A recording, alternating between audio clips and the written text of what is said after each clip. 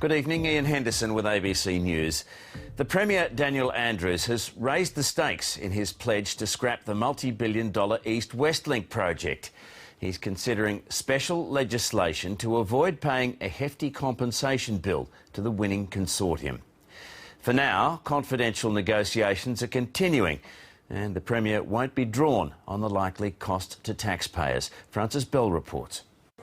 The Premier's opposition to the East-West Link is unequivocal.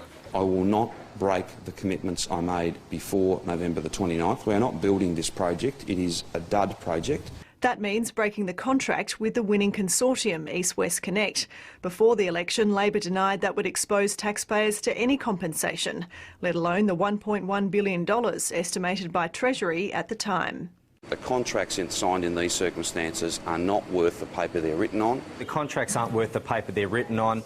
No compensation will be paid. It's not something the Premier will repeat now.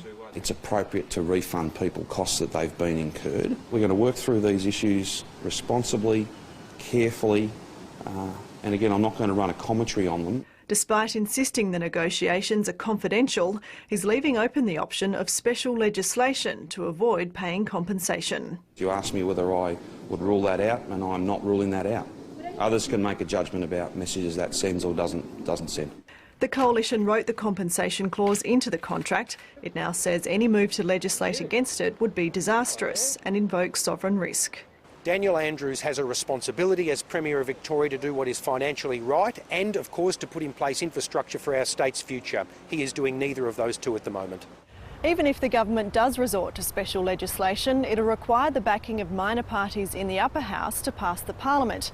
The Greens are supportive, but the votes of at least 2 more micro-party MPs would be needed to get it over the line.